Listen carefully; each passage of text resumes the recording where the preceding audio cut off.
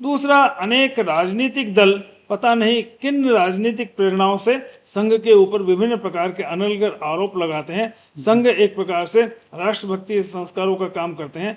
Sir, जैसे कि अभी आपने राष्ट्रभाव की बात करी, तो आज के समय में राष्ट्रभक्ति को आप किस रूप में परिभाषित करेंगे सर? तो इस देश के उद्योग, व्यापार और वाणिज्य पर भारतीयों का नियंत्रण हो, इसके लिए आवश्यक है कि हम मेड बाई भारत प्रोडक्ट्स खरीदें। तो सर, हम जानना चाहेंगे कि संघ की शाखाओं में ऐसा क्या सिखाया जाता है जिससे स्वयं सेवकों के भीतर देश प्रेम और राष्ट्र के प्रति समर्पण की भावना विकसित होती है।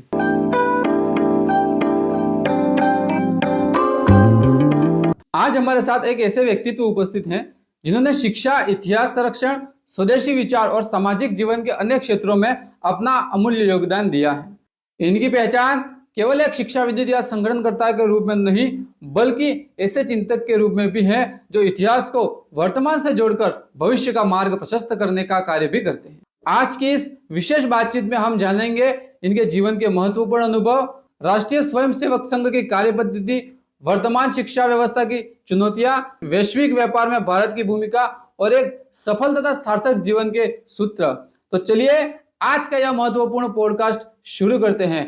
सर नमस्कार। जी नमस्कार। द संदीप शो में सर आपका बहुत बहुत स्वागत है सर। जी सर, आप राष्ट्रीय स्वयंसेवक संघ से भी जुड़े हुए हैं, तो सर राष्ट्रीय स्वयंसेवक संघ से आपका जुड़ाव कैसे हुआ सर? बचपन में मेरा मकान भटियानी चौहट्टा में था, तो वहाँ एक देवगढ़ की हवेली थी जहाँ आज मेरा पार्क बना हुआ है।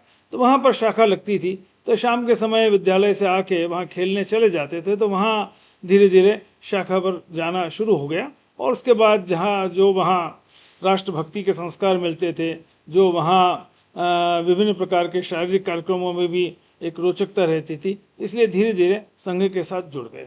और उसके बाद जिस समय आर्थिक उदारीकरण के नाम पर जो विदेशी वस्तुओं के आयात और ये सारे तेजी से बढ़े, तो उस समय फिर स्वदेशी जागरण मंच से मेरा जुड़ाव हुआ, तो संघ से, और उसके बाद में संघ के स्वयंसेवकों द्वारा चलाए जा रहे स्वदेशी जागरण मंच के साथ मेरा जुड़ाव रहा।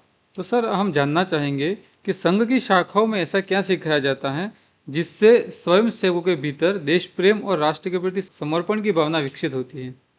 देखिए, संघ की शाखा ही एक प्रकार से देशभक्ति के भाव का जागरण का माध्यम है, उसकी कार्यशाला है।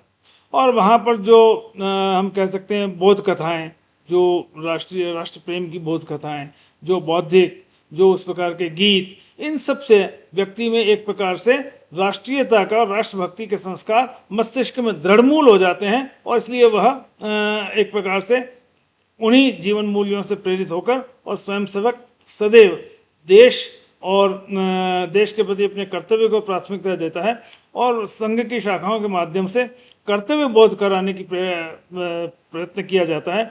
इसलिए स्वयंसेवकों में कर्तव्य बोध, राष्ट्रभक्ति, समाज के प्रति संवेदनशीलता और समाज में समरसता का भाव और संपूर्ण समाज को एकजुट करने का यह भाव स्वयंसेवकों में विकसित होता है। सर, अगर देखें तो संघ के कार्यों में आपको सबसे बड़ी चुनौती क्या दिखाई देती है? संघ के कार्यों में सबसे बड़ी चुनौती मुझे यही लगता है कि संघ के कार्य का द्रुत गति से विस्तार किया जाना आवश्यक है।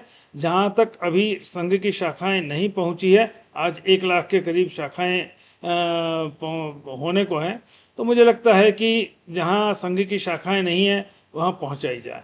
और इसके साथ ही आज समाज जीवन में अनेक लोग कई बार ऐसे समाचारों से भ्रमित हो जाते हैं, ऐसे हो जाते हैं, तो मुझे लगता है कि व्यक्ति में जो अपने स्वार्थ और अपने एक प्रकार से ये कह सकते हैं कि जैसे मैं कहता हूँ कि अपने व्यक्तिगत हित की दृष्टि से वह समाज को अधिक महत्व दे, तो संघ के लिए ये चुनौती है कि व्यक्ति अपने स्वयं के बारे में, अपने स्वयं के कैरियर के बारे में ही न सोचकर वह व्यापक रूप से राष्ट्र हित में सोचे।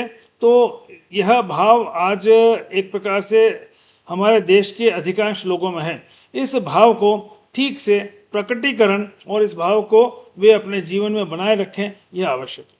दूसरा, अनेक राजनीतिक दल पता नहीं किन राजनीतिक प्रेरणाओं से संघ के ऊपर विभिन्न प्रकार के अनर्गल आरोप लगाते हैं। संघ एक प्रकार से राष्ट्रभक्ति संस्कारों का काम करते हैं, लेकिन उन्हें लगता है कि जो लोग राष्ट्रभक्ति के संस्कारों से प्रेरित हो जाते हैं उनका राजनीतिक लोग कई बार उपयोग नहीं कर पाते हैं। इसलिए यह एक चुनौती है कि पूरे देश के आबाल वृद्ध पुरुष स्त्री सभी लोगों में यह जो राष्ट्रभाव ठीक से दृढ़मूल हो, यह एक चुनौती है। सर, जैसे कि अभी आपने राष्ट्रभाव की बात करी, तो आज के समय में राष्ट्रभक्ति को आप किस रूप में परिभाषित करेंगे सर? देखिए, राष्ट्रभक्ति यानी कि हम सबसे पहले जिस काम में लगे हुए हैं, जहाँ अगर हम नौकरी करते हैं, हम व्यापार करते हैं, हम उद्योग चलाते हैं, तो सबसे पहला यह है कि देश के लिए हम काम करें, देश के लिए उत्पादन करें। मैं किसान हूँ तो देश के लिए उत्पादन करूँ, मैं उद्योगपति हूँ, देश के लिए अपना विभिन्न प्रकार की वस्तुओं में का उत्पादन करके उसे स्वावलंबी बनाऊँ। मैं यदि विद्यार्थी हूँ तो मैं अच्छा अध्ययन करूँ, मैं शोधार्थी हूँ, अच्छा अनुसंधान करके और देश को आधुनिक अनुसंधानों के क्षेत्र में आगे बढ़ाऊँ। तो मुझे लगता है कि आज के समय में सबसे बड़ा राष्ट्रभक्ति का प्रकटीकरण यही है, हम अपने अपने जिस जिस क्षेत्र में काम कर रहे हैं उस क्षेत्र में अपने काम में इतनी निष्ठा रखें कि देश विश्व के आज लगभग जो है 193 देश संयुक्त राष्ट्र संघ के सदस्य हैं, उनमें एक अग्रणी राष्ट्र के रूप में स्थापित हो, यह एक भाव होना चाहिए। सर, जैसे कि आपने राष्ट्रभक्ति की बात करी, राष्ट्र प्रेम की बात करी, तो पूरे भारतवर्ष में या हमारे पड़ोसी देशों में भी किसी भी प्रकार की आपदा आती है तो वहाँ सबसे पहले सेवा या सहयोग के लिए संघ खड़ा होता है, पर फिर भी स्वयं सेवकों के सेवा कार्यों का प्रचार प्रसार कम क्यों किया जाता है? एक तो संघ का प्रारंभ से ही ये जो दृष्टिकोण रहा है या विचारधारा रही है, वह प्रसिद्धि परांगमुखता की रही है। और इसलिए संघ में सामान्यतया जो प्रचार विभाग है वह भी कहता है कि हमें न तो किसी व्यक्ति का प्रचार करना है, न संघ का प्रचार करना है, हमें केवल विचार का प्रचार करना है, जो हिंदुत्व का प्रचार है, जो हमारी प्राचीन पारंपरिक संस्कृति है उसका प्रचार करना है। तो चूंकि हम विचार का प्रचार करते हैं, अपने कामों का महिमा मंडन अपने मुंह से नहीं करते, और इसलिए संघ के सेवा कार्यों की ठीक ठीक जानकारी समाज के कई वर्गों में नहीं है। सर, संघ स्वयं को सांस्कृतिक संगठन कहता है, ऐसे में राजनीतिक बहसों में उसका नाम बार बार क्यों लिया जाता है सर? देखिए, संघ में कोई राजनीतिक व्यक्ति होता नहीं है। किसी राजनेता या राजनीतिक दल के किसी सदस्य को संघ में कभी कोई दायित्व भी नहीं दिया जाता है। संघ हमेशा राजनीति निरपेक्ष रहा है। संघ ने हिंदू समाज को संगठित करने का जो काम लिया है, और इसलिए संघ राजनीति में बिल्कुल लिप्त नहीं होता है। लेकिन कई बार राजनीतिक क्षेत्र में कार्यकर्ता जो होते हैं वे संघ पर किसी प्रकार का मिथ्या आरोप अगर लगाएं, उससे संघ के ऊपर कोई प्रभाव पड़ने वाला नहीं है। संघ अपना बिल्कुल केवल एक ही काम करता है, संघ केवल राष्ट्रभक्ति का भाव जागृत करता है, और संघ कुछ भी नहीं करता है। पूजनीय डॉक्टर साहब ने कह दिया था कि संघ कुछ नहीं करेगा, केवल राष्ट्रभक्ति का भाव जागरण शाखा के माध्यम से करेगा। संघ का स्वयंसेवक कोई भी काम नहीं छोड़ेगा। मान लो संघ के स्वयंसेवक को लगता है कि भाई विद्या प्रसार करना चाहिए तो विद्या भारती के साथ में जुड़ जाता है। उसको लगता है कि मुझे मजदूर संघ में काम करना चाहिए तो वो मजदूर संघ के साथ जुड़ जाता है। किसी को लगता है कि देश के इतिहास को ठीक से लिखा जाना चाहिए तो इतिहास संकलन योजना में जुड़ जाता है। कोई संस्कृत भारती से, तो ऐसे स्वयं सेवक विभिन्न प्रकार के राष्ट्र जागरण के काम करते हैं, ऐसे विभिन्न आयामों में काम करते हैं। सहकारिता के लिए,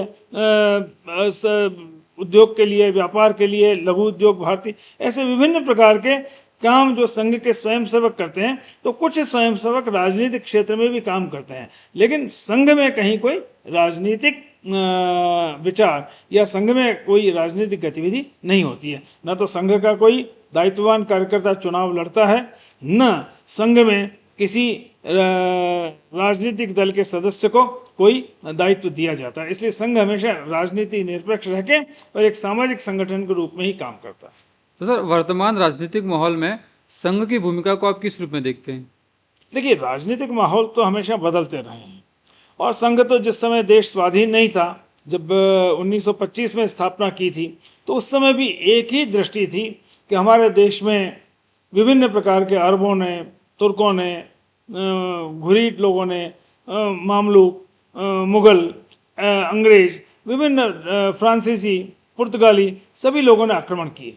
तो उन सब के आक्रमण में उन्हें आंशिक सफलता मिलने का कारण यह था कि इस देश का समाज संगठित नहीं था। इसलिए संघ केवल समाज को संगठित करने का काम करता है और इसलिए समाज जीवन में एक प्रकार से समरसता और एकता स्थापना के लिए संघ काम करता है। जी। किसी देश के विकास में सबसे महत्वपूर्ण होता है उसका वहाँ का एजुकेशन सिस्टम। तो आज के एजुकेशन सिस्टम में सबसे बड़े सुधार की आवश्यकता आपको कहाँ दिखाई देती है? देखिए, शिक्षा के क्षेत्र में बहुत सुधारों की आवश्यकता थी। सबसे पहला तो हमारी जो प्राचीन ज्ञान परंपरा है उसको हमने शिक्षा में कहीं स्थान नहीं दिया। तो अब राष्ट्रीय शिक्षा नीति में हमारी प्राचीन विरासत और हमारे प्राचीन ज्ञान को उचित स्थान दिया गया। तो 2020 में जो राष्ट्रीय शिक्षा नीति आई, तो अब तक की आज स्वाधीनता के बाद से शिक्षा के संबंध में जो जो कमियां थी उन सबको दूर करके और राष्ट्रीय शिक्षा नीति, इसीलिए पहली बार से राष्ट्रीय शिक्षा नीति कहा है जहां राष्ट्रीय दृष्टिकोण के साथ शिक्षा का प्रसार हो, यह कहा है। दूसरा, आप देखिए अनेक मामलों में हमारे यहाँ प्रौद्योगिकी में हम पिछड़े रहे हैं, लेकिन आज हम देखते हैं कि मिसाइल कार्यक्रम से लेके और आणविक अनुसंधान से लेकर औषधियों के अनुसंधान से लेकर आप देखिए कोविड के समय भारत एक देश था जिसने अपनी स्वतंत्र रूप से अपना कोविड का टीका और जो विश्व का सर्वश्रेष्ठ टीका हमने विकसित किया। तो एक प्रकार से देश की शिक्षा से देश के लिए जो आवश्यक अनुसंधान, जिसको मैं कहता हूँ तकनीकी राष्ट्रवाद, शिक्षा में भी हमें वे सारे अनुसंधान करने चाहिए जिसमें कि भारत विभिन्न वस्तुओं के आयात पर निर्भर न रहे। जो आज वस्तुएं विभिन्न देशों से आयात करनी पड़ती है उनका अनुसंधान करके उनकी प्रौद्योगिकी हम स्वयं विकसित करें। तो एक प्रकार से ये कहा जा सकता है कि शिक्षा जहाँ एक प्रकार से हमारी प्राचीन विरासत को अपने दृढ़मूल करे, सजीव बनाए, उसके साथ ही साथ आधुनिक ज्ञान और भविष्य की पीढ़ी की जो प्रौद्योगिकी है उसका भी विकास करे और इसके साथ ही साथ लोगों में समरसता और संवेदनशीलता और एक प्रकार से कह सकते हैं कि राष्ट्रीय एकता का भाव स्थापित हो। शिक्षा के माध्यम से ये सारे काम किए जाने चाहिए। सर, वर्तमान वैश्विक व्यापार माहौल में भारत के सामने सबसे बड़ी चुनौती क्या दिखाई देती है? देखिए, वर्तमान वैश्विक व्यापार के उसमें भारत के लिए एक चुनौती तो यह है हमारा विदेश व्यापार घाटा, जो कमोडिटी ट्रेड है, वस्तुओं का व्यापार, उसमें आज 330 अरब डॉलर से ज़्यादा का है। उस घाटे को समाप्त करने की आवश्यकता है। अगर हम आयातित चीज़ों को नहीं खरीदेंगे तो निश्चित रूप से देश का वह विदेश व्यापार घाटा समाप्त होगा। दूसरा, हमारे देश में भी विदेशी बहुराष्ट्रीय वस्तुओं की जो विदेशी बहुराष्ट्रीय कंपनियों की वस्तुएं बड़ी मात्रा में बिकती है। तो आज हम देखें कि देश के उद्योग, व्यापार, वाणिज्य पर बड़ी मात्रा में विदेशी कंपनियों का अधिकार है। आज हम देखें तो वर्ल्ड मैन्युफैक्चरिंग में हमारा कंट्रीब्यूशन बहुत कम है। कम इसलिए है कि हम बहुत ज़्यादा विदेशी कंपनियों के माल को खरीदते हैं। अगर हम स्वदेशी या भारतीय, उदाहरण के लिए मैं एक उदाहरण देता हूँ, जापान का वर्ल्ड पॉपुलेशन में केवल 1.5% हिस्सा है, लेकिन वर्ल्ड मैन्युफैक्चरिंग में उनका 7% हिस्सा है। ऐसा इसलिए है कि जापान में केवल 4% विदेशी कारें बिकती है। हमारे देश में केवल 20% टाटा महिंद्रा की मेड बाई भारत कारें बिकती है, बाकी सारी विदेशी बिकती हैं। तो आज हम जूते के पॉलिश में देख लें, 80% जूते का polish cherry, racket and Coleman American company का। उसके ऊपर हम आए चलें, सॉफ्ट ड्रिंक में ज़्यादातर विदेशी। उसके आगे चलें तो टीवी, फ्रिज आदि में आज 80% विदेशी कंपनियों के ब्रांड बिकते हैं। कारों में जैसा मैंने कहा कि आज 80% कारें विदेशी ब्रांड बिकते हैं। तो इस देश के उद्योग, व्यापार और वाणिज्य पर भारतीयों का नियंत्रण हो, इसके लिए आवश्यक है कि हम मेड बाई भारत प्रोडक्ट्स खरीदें। आज अगर मैं बल्ब फिलिप्स का लाऊंगा तो हॉलैंड में उसका मुनाफा जाएगा, हॉलैंड की टेक्नोलॉजी सुधरेगी। मैंने अगर अपने देश का मेड बाई भारत बजाज, सूर्या, अजंता, कोई भी भारतीय बल्ब खरीदूंगा, बल्ब ट्यूबलाइट खरीदूंगा, तो हमारे देश की प्रौद्योगिकी विकसित होगी, हमारे देश में कुल उत्पादन होगा। तो कहने का मतलब यह है कि दूसरी, आज मुझे लगता है कि इस संबंध में यह एक बहुत बड़ी चुनौती है कि देश में विदेशी ब्रांडों की भरमार है और इसलिए यदि हमें देश के उद्योग, व्यापार, वाणिज्य पर भारतीयों का नियंत्रण स्थापित हो, इसके लिए हमें स्वदेशी भाव को भी अपनाना होगा। सर, आपका जो शेड्यूल रहता है वो बहुत व्यस्ततम रहता है और उस व्यस्ततम समय में आपने हमें अपना कीमती समय दिया सर, उसके लिए सर आपका बहुत बहुत धन्यवाद।